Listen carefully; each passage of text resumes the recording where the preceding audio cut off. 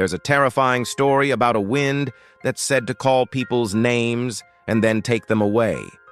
This chilling tale comes from a small village nestled in the mountains.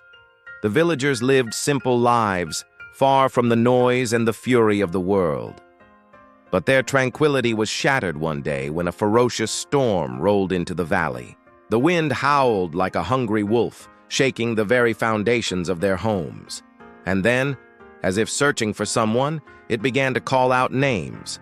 At first, the villagers thought it was just the wind playing tricks on their ears. But as the storm raged on and the wind continued to call out more and more names, they began to panic.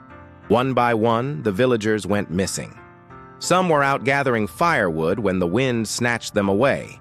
Others vanished from their beds in the middle of the night.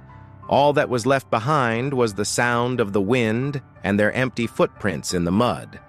The wind that had once been a source of life and livelihood for the villagers now seemed like a vengeful spirit, taking them away one by one. As days turned into weeks, the remaining villagers became prisoners in their own homes, too afraid to step outside. They huddled together, sharing stories of the wind and praying for mercy. But the wind had a strange rhythm to it, and soon it started calling out names again. One young woman named Alara refused to believe that the wind could be so cruel. She decided to venture out into the valley, following the sound of the wind. As she walked, she saw the footprints left behind by those who had vanished, and then she heard a faint whisper carried on the breeze. It was her name.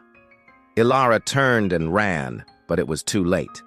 The wind had taken her too. The villagers never forgot Ilara or the others who disappeared. They rebuilt their lives, but they never forgot the terror of the wind that stole their loved ones. And to this day, if you listen closely to the wind, especially when it's howling like a hungry wolf, you might just hear the faint echo of their voices carried on the breeze.